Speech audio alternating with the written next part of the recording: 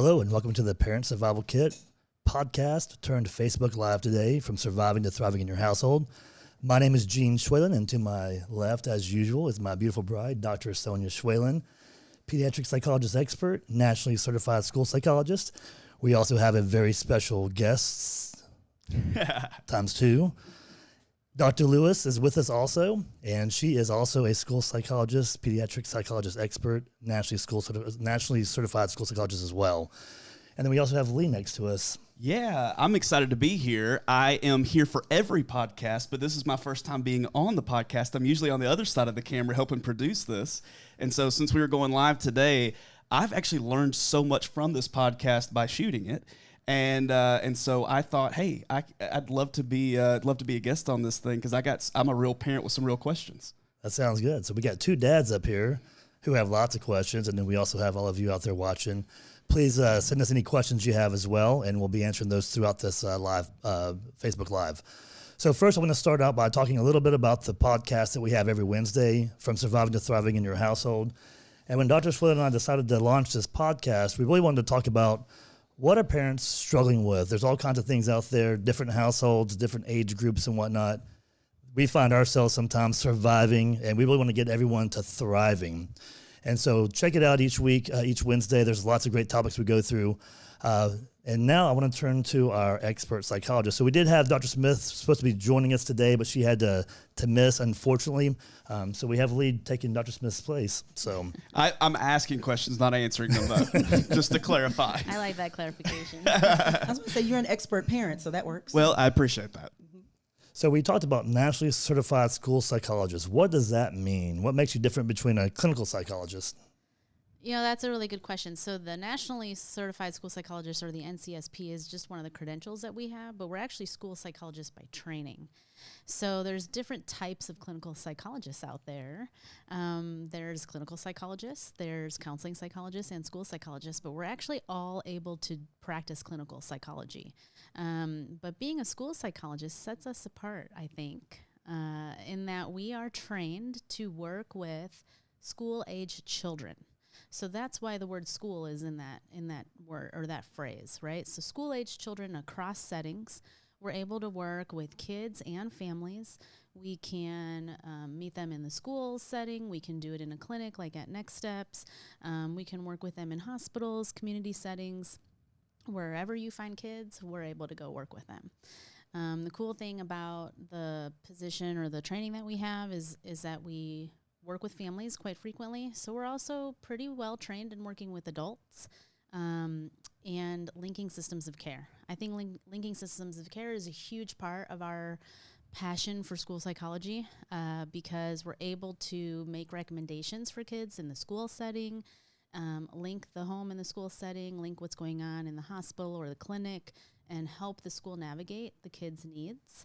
And we love advocating for them like that. I think the cool thing about being a school psychologist is just how much how versatile our role can be and how we can really meet kids anywhere.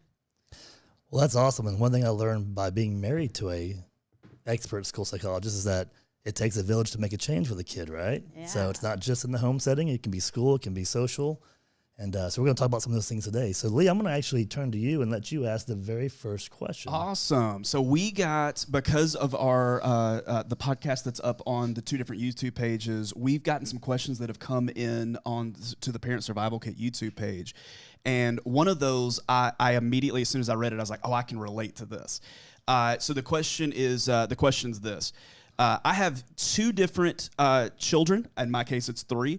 Wildly different personality types. One of them is a little bit more withdrawn, so just fine playing by themselves, no problem whatsoever. They could be by themselves for hours. The other one would suck up every single ounce of attention of my day.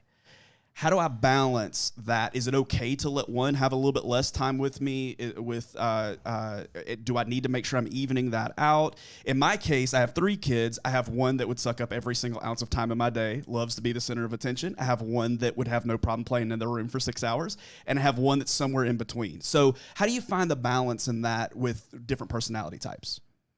You know what? I think the answer is intentionality, right? So you kind of notice that your kids all have different personalities, they have different needs, and you want to be fair. But I always say be really intentional about being fair. And so setting that goal to meet your children in their needs. I mean, that's really the definition of being fair, right? If you give a kid what they need, depending on what they need, that's pretty fair. You're not going to spend more time tutoring math for a child who doesn't really need the help, but the kid who does need the help, you are going to give extra tutoring to. That's fair, right? So I say be really intentional about it. Don't overthink it. Just meet your kids where they're at. But be sure to absolutely give some one-on-one special time with each kid. So if you think one child is dominating your time more so than the others, just be really intentional about giving them some time and space too. That's fantastic. What do you think, Dr. Lewis? Would you say anything different? Well, not different, but I was just thinking of, like you said, the kid that like sucks up all the attention and all the time. I would think the same thing that you were saying of, being intentional and spending time with that kid and giving them what they need, but then also helping them be able to learn how to have boundaries and how to still be able to share time, by themselves or with other people, and helping them, build and understand that in a way that's still loving and still caring and instructive. Really good.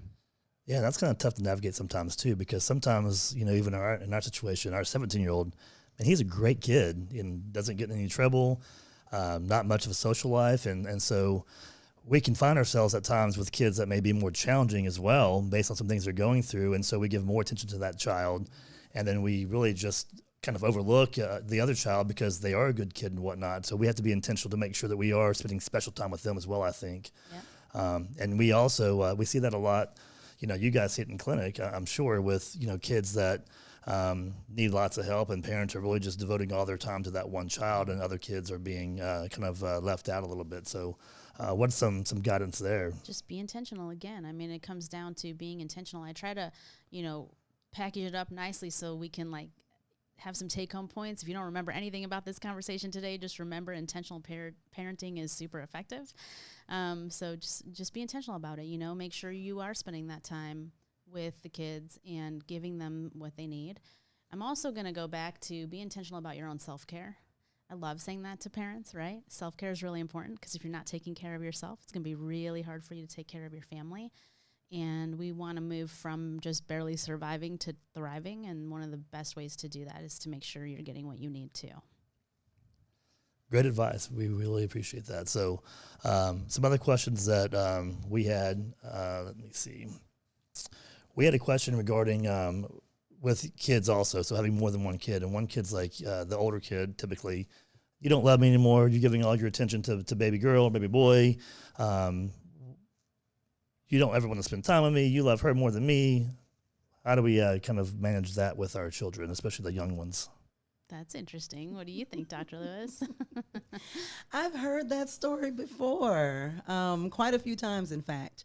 And I often encourage parents to just kind of hear what the child is saying because that's their point of view, to validate that of, I'm sorry that you feel like I'm not spending as much time with you, or that you feel like I love little sister more than you do, but I love little sister because she's my favorite little sister, and I love you because you're my favorite big sister. And what can we do together that'll help you understand that I still love each of you and want to spend time with each of you? Yeah, and I mean, I agree with that, absolutely. And, the other thing that I want to point out is sometimes when we start hearing things like that from kids, it's really hard for them to communicate in general, right? And so through behavior or through emotional outbursts or through things like you don't love me anymore, if we start hearing things like that feel really concerning or that just seem out of character, it can be a sign that they're just in some distress and they're trying really hard to get their needs met. They just may not really know any other way to do it. So as parents, I always encourage, listen to your gut instincts. You really know your child the best. If they are doing things that seem out of character, kind of come out of the blue, or just feel really concerning, like comments like you don't love me anymore, just stop a minute and think about what is the function of this? Where could it be coming from? Have there been any major changes lately? Is there some super crazy transitions that the family's going through? And then just monitor it, right? Obviously, as Dr. Lewis said, address it, validate, be there to kind of point out reasons for why what they're saying can be, negated, and then if you ever feel like it's getting to a point where this is just a little bit too much, I'm always going to say contact us for a consult, and we can definitely see how we can help. Yeah. Well, I had another question that came up on the YouTube page that that on the Parent Survival Kit podcast that was specifically asking about this person's child has kind of been hit pretty hard through the pandemic. Not that they've gotten COVID, but just they've been very, very isolated, and they're kind of experiencing some personality changes from that, where they were the life of the party before. They were constantly hanging out with friends. They were the hub of the neighborhood where friends were constantly coming over. And now that hasn't been the case, there's a little bit of almost an identity crisis that they feel like their child's going through because their role radically has changed in the friend group. So what are some ways that that this mom can help their child kind of still, they're distance learning right now, that kind of thing.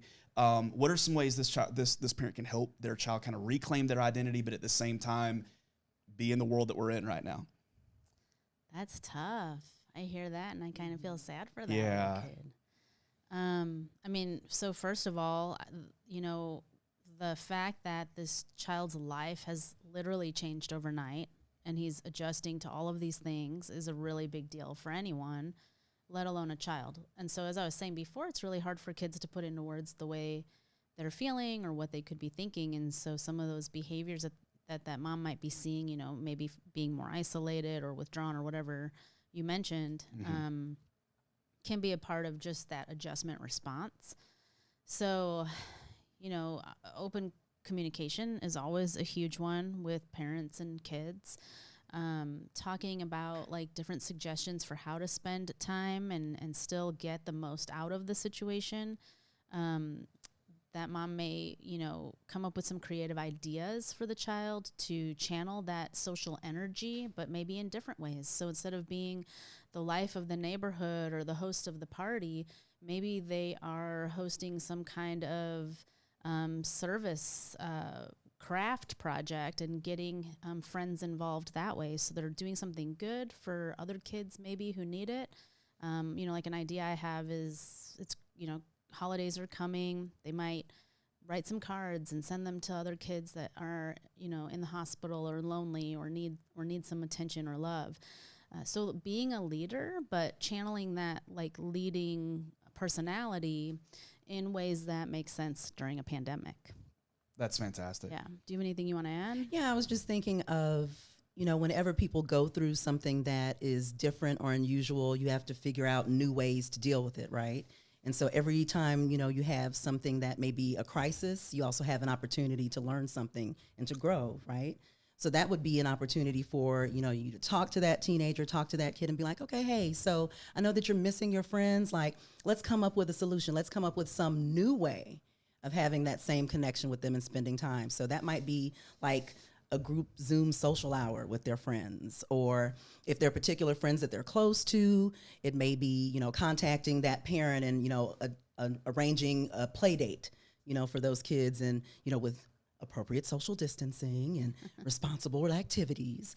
But, still recognizing that if you have a child who is more outgoing and more of an extrovert, that they need that, kind of stimulation and that energy. And we just have to be more intentional and more creative about how to get that need met. Yeah, and one thing that we've seen is, that came to my mind was doing like a virtual talent show, with friends or whatnot, or I like that. using TikTok and doing some fun things. You can do some neighborhood scavenger hunts, different things you can do to really get kids involved.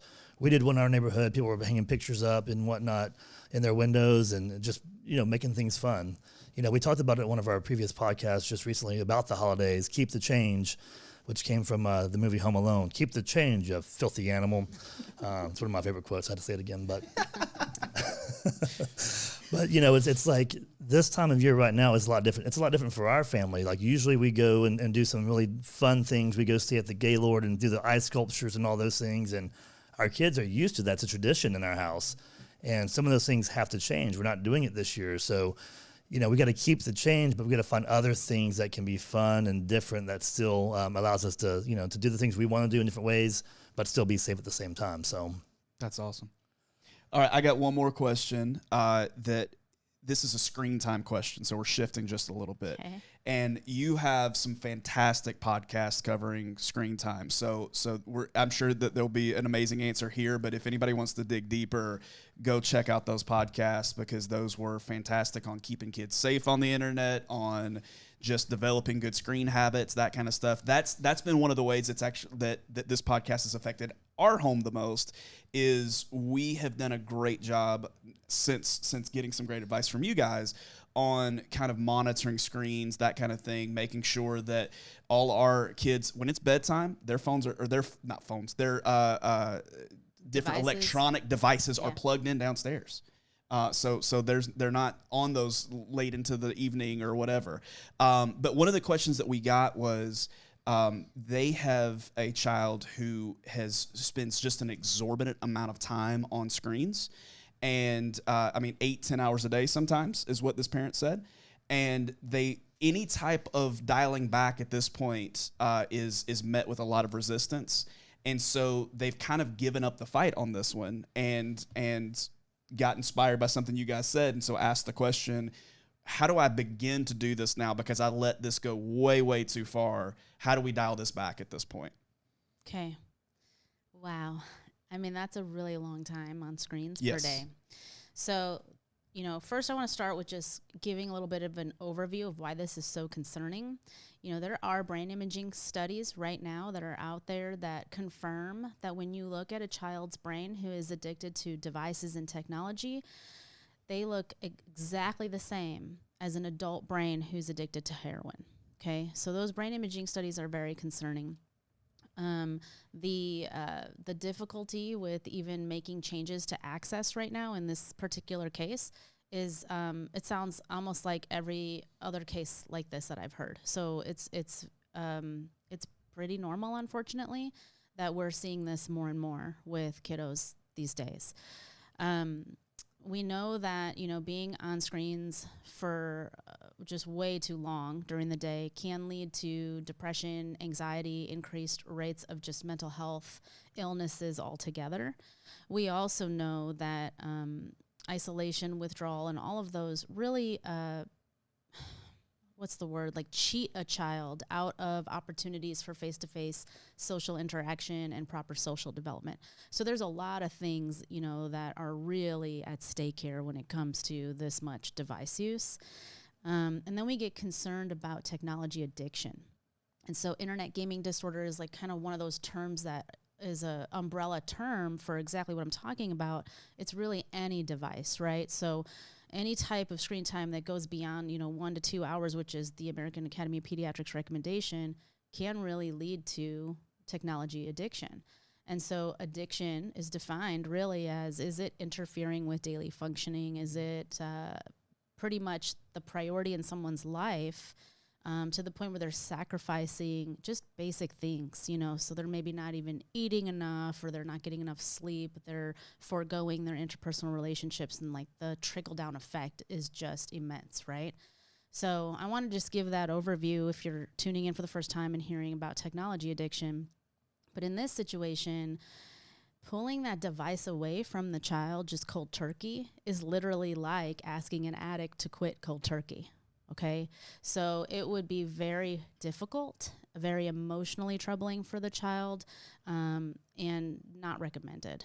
So in this kind of situation, you really want to talk about like gradually backing off, like even in just a few minutes at a time to start off with. So it would be little tiny exposures to having time away from the device, whatever it may be, even in like 5-minute increments. I would say just be very safe and slow about it. And even in this kind of situation, because it is so many hours per day, I would say consider getting professional help. This is something that can be tackled outpatient with someone like Dr. Lewis or I, a pediatric psychologist, with just a couple appointments a week. So I would say try that if it's needed. And then, like I said, little by little, so setting up a system where the child is just becoming desensitized to not being on the device and understanding that they can't control that device at all times and it's going to be okay, and just kind of seeing how that goes at first. Do you want to add anything to that? No, that's a pretty solid answer. Okay. One of the things that you said in one of those podcasts that I implemented, and we didn't have anywhere close to 8 to 10 hours a day on devices, but it was too much with our 10-year-old. One of the things that you said that I implemented immediately was ask them how much time they think they should get on a device. Yeah. Sometimes that works in this situation with 8 to 10 hours. Maybe not a good answer. But for me, it was like there was times it was 3 hours a day, and it's just like this is too much for this guy. His personality was he would get annoyed when it was time to do anything else and that kind of thing. And so I sat down with him and said, "How much time do you think you should be on a video game a day?" And he had a really reasonable answer, just like you said. And so we're like, "Great, let's hold you to what you suggested." I think that's a fantastic idea, and that worked unbelievably well in our home. And so anytime he's kind of creeping into wanting more than that, we remind him, "No, remember we agreed, and it was you had a great idea. That was your idea. So let's stick with that, and this is working for our family." Well, and I love that you brought that up because usually kids do have a pretty logical response to questions like that. It's because they're in an addiction that things become irrational, right? So it's, yeah, I mean, if you ask a child, they're going to say maybe like an hour or two a day. I don't really need much more than that because I want to do other things. And they have these ideas of what they would like to do with their time. But when it comes down to actually doing it, it's very, very difficult. It's automatic. It's routine. It's kind of ingrained.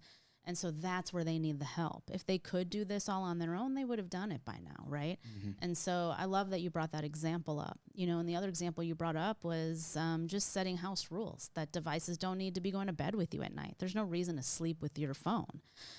So you can put that, you know, downstairs in a basket on the kitchen island, wherever it may go in your house. But if you're asking your kids to do some of these things, you also need to be modeling them as the parent as well.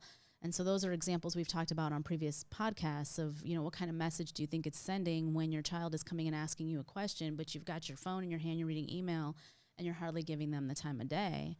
It's very dismissive. It's suggesting that whatever email you're looking at is much more important than your child's request or conversation.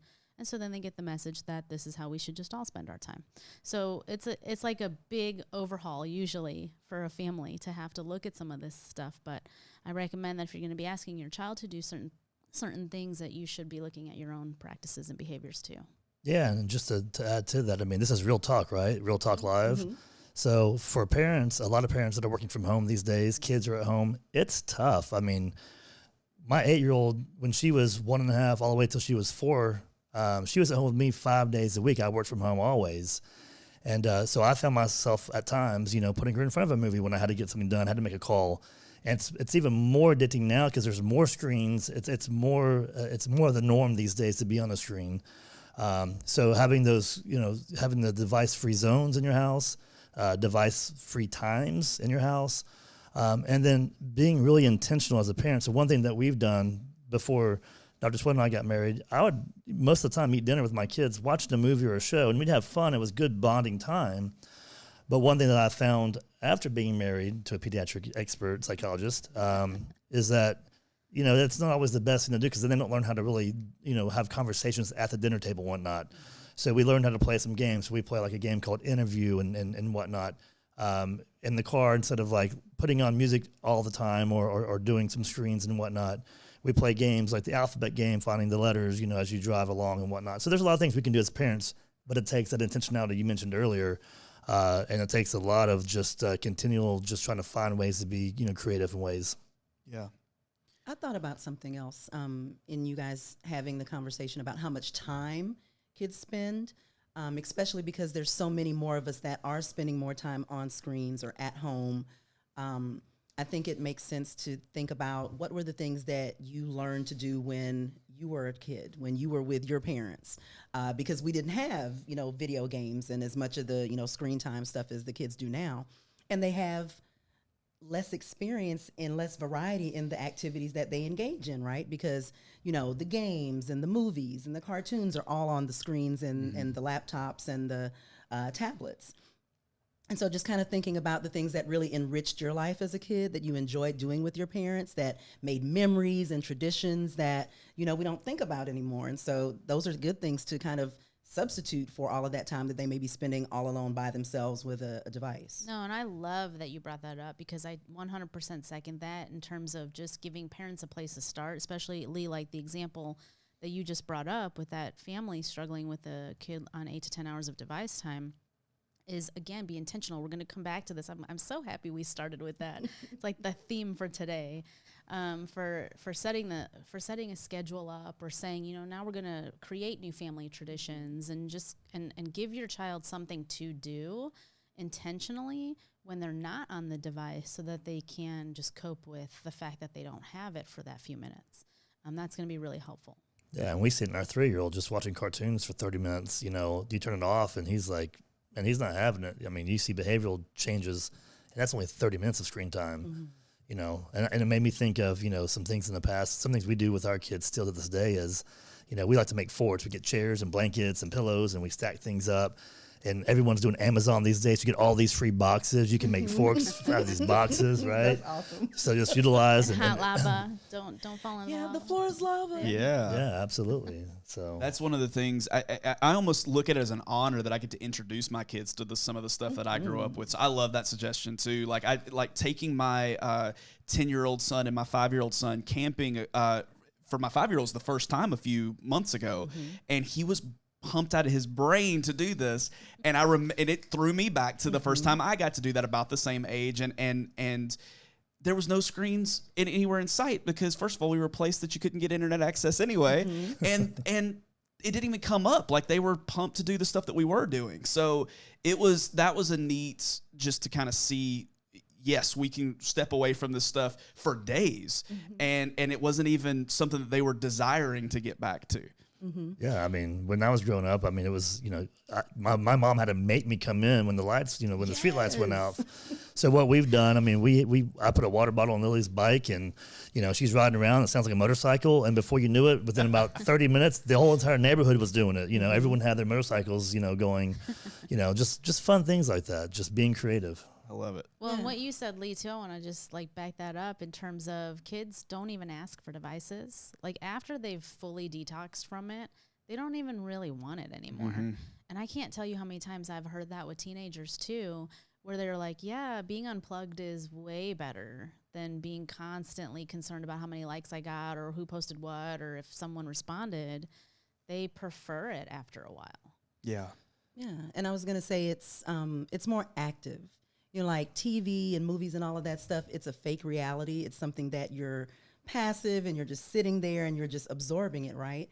But when you introduce, you know, little kids to actual life of like, this is what a bike ride is like. Yes. This is what going on a family trip is like. This is what seeing lights on in the neighborhood of, you know, other surrounding neighborhoods on the houses and comparing them and all that versus watching it on a Christmas movie. Like, real is so much better than that virtual stuff. That's and so really that's good. probably, you know, another thing of like, oh yeah, I don't miss the device because now I have some real tangible, real life experiences that are even better. Yeah. Yeah, that's awesome. That's great stuff. All right, so I've got a pretty, a really good question that came across. So, what is the appropriate age to have a conversation with a child who is biracial, or even a child of color, dealing with peer concerns, issues about skin color, hair texture, differences from other kids? What is the appropriate age to talk to them, and how do we approach it as well? Go ahead. We both have the same answer. I know, think. right? To me, I think the best thing is to, like, kind of like with any of those real big life questions, is when the kid introduces it to you, because that's when they're starting to think about it. So to them now it's a concept, it's an idea, and now they want to know about it. So then that's the time when you can introduce, like, okay, so where does that question come from? Like, what are you thinking about? Or, what made you, ask that question? And it might be an experience. It might be something they saw or something they heard. And so just kind of engaging them where they are and what their understanding is, and really kind of asking them how they, feel about, what they've heard, other people say, or how they feel about themselves, or what they see when they look in the mirror, and really just kind of helping them to build, their self-esteem and take pride in their, appearance and their uniqueness and their, just awesomeness in comparison to, themselves, not other people. Yeah, I love all that. And what Dr. Lewis is describing is really being curious and non-judgmental, and giving your child that space to really share what's on their mind. So anything that they're thinking or feeling is totally allowed for them to say to you. And so that's, that line of questioning, just it's a way to model that curiosity and that non-judgment approach. And then I always say, go ahead and tell your kids about it as soon as they bring it up, because if you don't, someone else will. And you don't really want them hearing what someone else or some other source may have to say about it. You would much rather be the person to navigate their understanding of really any topic when they bring it up to you. Yeah, and we've seen it in our own household with our 3-year-old being he's biracial, and he's asked questions about skin color and whatnot because I don't think he's heard it anywhere else, but he sees it and whatnot, and he just asks questions. He's just inquisitive, and so what I like to say is that our God is such a creative God. He is the perfect artist. He is the best artist ever. We talk about it with sunrises and sunsets and this and that. And then one thing we learned from a course that we took that I think would be very, very powerful to teach our kids is looking at different parts of the world, different cultures, different people groups and whatnot, and seeing how they celebrate and how they dance and sing and do different things, the foods that they eat and whatnot. It's all different, and it's very colorful, and it's awesome. And if we start using that for our kids, they're going to think that, hey, man, this is cool. I like that idea. I think about, talking about God being the ultimate artist, right? Yes. And does he just, use one type of, orange? Does he have varieties of orange? Does he only use orange? No, he uses blue and brown and gray and all of these things. And that's what makes, everything and everyone so wonderful. And then he mixes colors and gets new colors and whatnot. I mean, powerful, powerful stuff. It's kind of funny because it's like with our 17-year-old, one thing I've taught him over the last few years is that, if you're getting peer pressure and whatnot, just say, you know what, Jesus would not like me to do that. And when you use Jesus' name and you're bold about it, they're going to leave you alone, most likely, because no one wants to mess with you. Everyone knows who Jesus is. Oh, power in the Believe name, or not, right? believe or not. Name. So anyway. I have a question that came in as well. That this was one that could go either for Red Clinic or for the Parent Survival Kit. So the Red Clinic podcast that you host, Dr. Swalen, is the one kind of helping with eating disorder relapse and recovery, and just unbelievable education that people can find on that. But it came in on the Parent Survival Kit. And it's asking about they have a picky eater. Obviously, that's a pretty broad term that can mean a whole bunch of stuff. I learned that from now you. you know. I learned that from you. That can mean a whole bunch of different types of things. But they're finding themselves almost not being able to go out to eat because of that. Because it's like 2 or 3 things, which means that almost anytime they get invited out to a restaurant or something like that, they're having to say no. People still do that these days? Yeah, well, Okay. sometimes. I just wondered.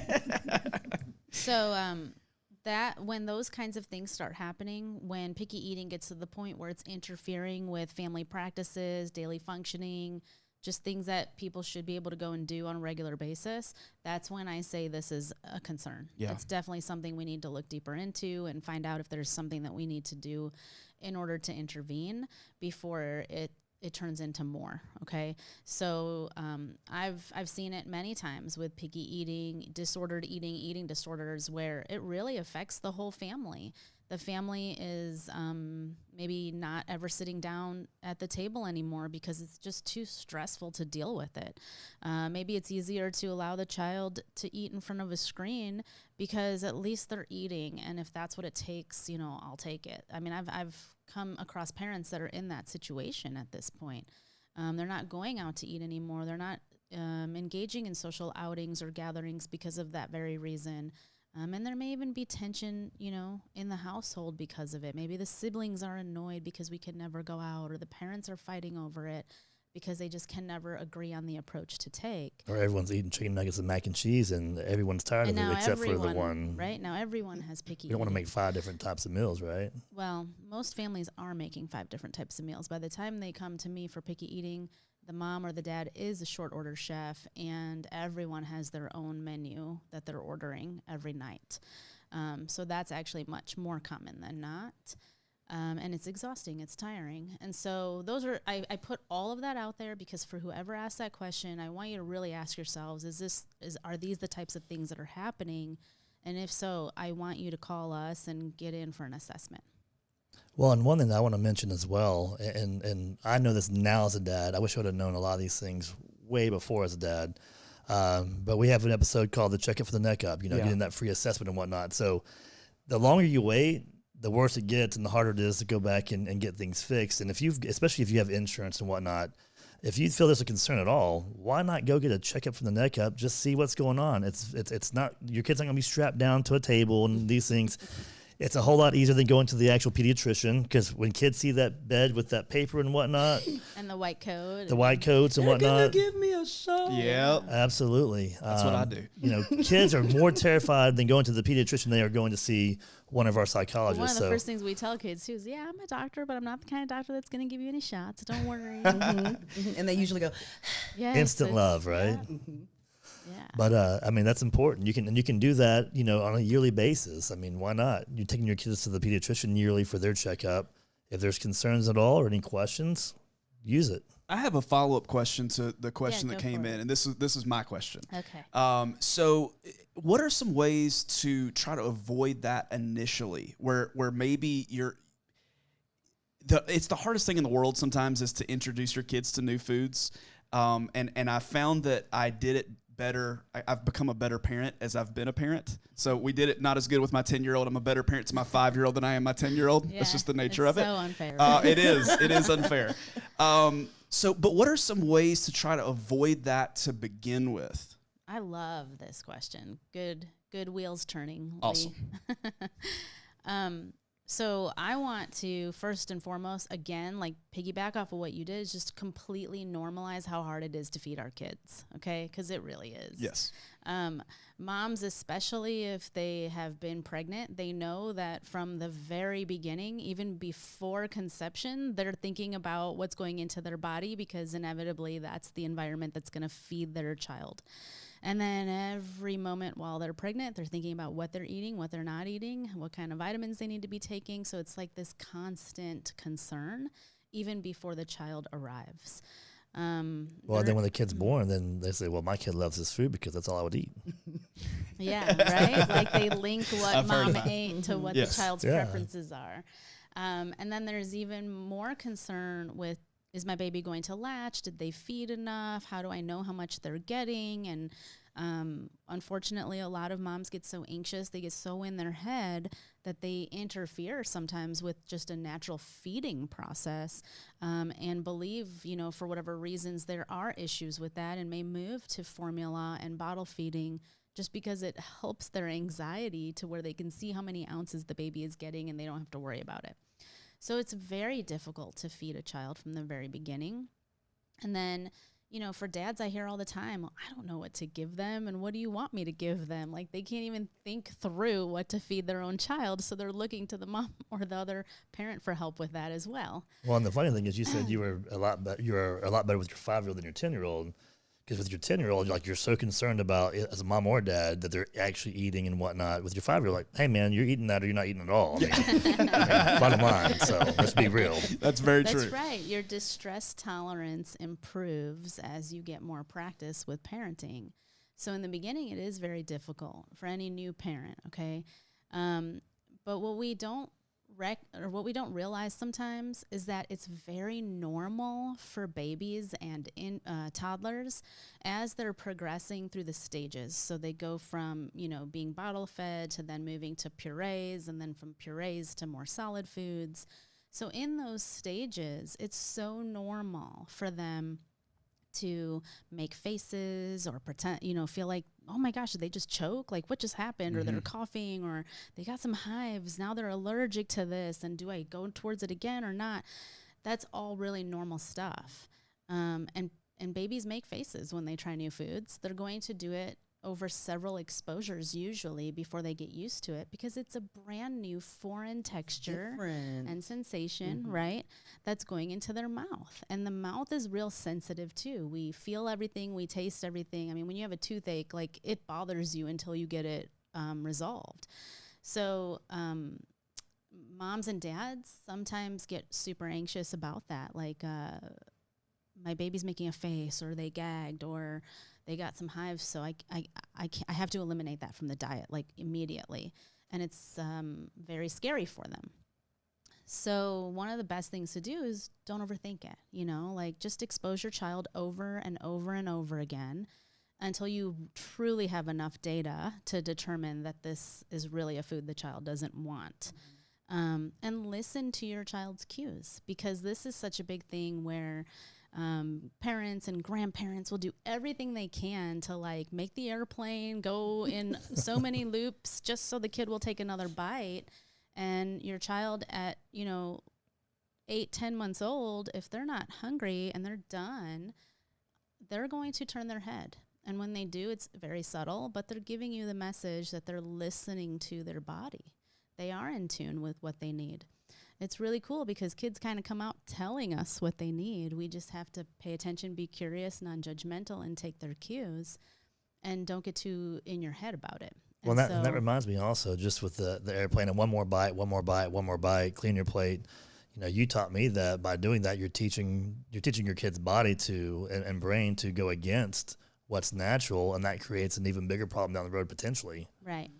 And then it's really normal, too, in toddlerhood for children to exert control over their environment. And one way is to literally insist that they're only going to eat their oatmeal if you put sprinkles on it, right? They used to love Christmas oatmeal is what we do every day right now. We do it now at home. Christmas sprinkles with oatmeal. 3-year-old used to love oatmeal plain with nothing in it. Tell Mama. And now he will not eat it unless I put Christmas sprinkles on it, right? And so it's like it's a control thing. Has he become a picky eater all of a sudden, or is he just trying to exert some kind of control in his environment? And am I going to fight him on that, or am I just going to go with it? Because I understand that a lot of this is developmentally appropriate as well. So if they start cutting foods out, because they're kind of trying it on to see what your response is going to be or how much you're going to let them get away, I usually say give your kid choices in terms of it's a dinner time. You can eat or not eat. That's the choice, right? Just like it's bedtime, which pair of pajamas do you want? There's no negotiation on the fact that it's bedtime, like we're going to bed. The choice you have is which set of jammies do you want. So at dinner time, the choice is you eat or you don't. And then your child will learn very fast that you're not going to keep giving them options and snacks and all their preferences, and that they just kind of have to follow the schedule at home. When I love the trial and the funny faces and whatnot, because I used to do it over and over again because I thought it was hilarious.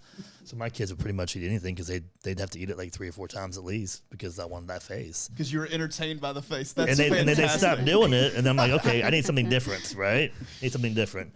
But it's funny too because our 8-year-old brought home a book just a couple of weeks ago called The 2-Bite Challenge. So there's a lot of things coming out now. And I don't like that book, but but it's just a concept, 2-bite challenge. So you have to take 2 bites at least. And what's funny is that there was a cartoon on where there was Daniel Tiger or something else that they were talking about. Just take 2 bites, and then you can say no if you want, and it's but 2-bite challenge. So when I said, it's dinner time, you eat or you don't, you kind of gave a look. What was going on for you? First of all, I like that response, but I gave the look because I wasn't expecting it. So you don't like, sometimes you kind of, or I think I might be a little bit more like this or that as a parent than is okay. And so I was a little bit surprised, and I'm thankful actually because I've done this before. So it affirmed me a little bit. I don't feel so bad now about laying that out like that. But I kind of didn't feel like that was the right thing. I didn't say it in a frustrated way, but I felt frustrated and kind of felt like me putting that decision for my child was out of frustration. And so to hear like, no, that's giving them a choice and letting them make that choice actually is an appropriate thing to do was, the face was a surprised face, but it made me feel better as a parent to hear it was okay. Yeah. And it was funny. Like what you just said made me think of how as parents, sometimes we get in these power struggles with kids, and it's like, you want them to, give their opinion and have their ideas and all of that. But at the same time, they're not sure what to do, and they're exploring things, like you said, being curious, and they're, little scientists. Like I always tell parents all the time, kids are such great little scientists. They try things out. They see what works. If it works for them, they keep using it. That's exactly right. If it doesn't work, then they're like, okay, let me try something else. But even like with choices I tell parents, stack the deck in your favor. So the choices that you offer are all ones that you can live with. You know, exactly like you right. said, of like, we're not discussing whether you're going to bed or not. We're discussing, do you want the light on or do you want the book instead? There you go. Right. And either choice you live with, you're fine. And they still feel empowered and they're making a choice. I'm a big girl. I'm a big boy. I Right. love that. Stack the deck. Yeah. I'm remembering that one. Yeah. And actually, I used to teach this in sales, and it's called the menu close. So when you go to a restaurant, you're going to choose off the menu, typically what's on there, right? So you give your kids the menu, and they can choose off of that. So, Yes, exactly. Fantastic. Love it. So we're actually just about out of time, Dr. Lewis. I wanted to ask you just one question. What is the biggest question you are getting from parents in clinic right now with all that's going on, COVID? You know, we've had racial injustice. We've had all kinds of things going on this past year, 2020. It's been a big, big year. What is the biggest question you're getting from parents in clinic this year? That's a big question. I'm trying to think now. We're going to close with the best. I think kind of the same thing of what we were talking about of how to give kids breaks from the new normal, right? Of they're not going to school, they're not having the all day exposure to people and interactions and relationships. It's I'm sitting in one spot, I'm looking at a screen all day, and then even their fun outlet is looking at the screen some more, being away from people some more.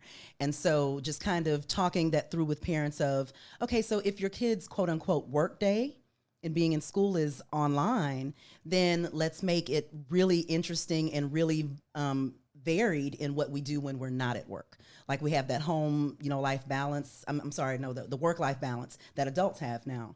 And so it's modeling that, discussing that, building that for your kids and saying, okay, so this is your work life. This is now how you have to, do school. So now let's have a completely different experience to balance it out of being away from a screen, interacting with people, doing things that are fun, doing things that are stimulating and learning new good stuff. Yeah, I think that's perfect advice. And it's tough because we have to do that as parents as well. And that's really the tough thing too, is going through that. And I think that's the biggest challenge that we have had as parents this year, especially being around each other more is also different. It's not the norm. Mm-hmm. There's more tension. There's more responsibilities. There's time crunches because we're having to do more things. We're having to actually spend more time with our kids, helping with their education than we normally have to. So it's been a tough year. But again, just be intentional. And if you need some help, call our expert psychologist here. So we want to thank you all for tuning in to Facebook Live today, the Parent Survival Kit from Surviving to Thriving in Your Household. Dr. Lewis, thanks for joining us. Thank you for having me. We loved having you on here. This was awesome. This was awesome. Lots of fun. So, and if you liked what you saw today, please go to our YouTube channel, subscribe to the Parent Survival Kit, and we will see you next week.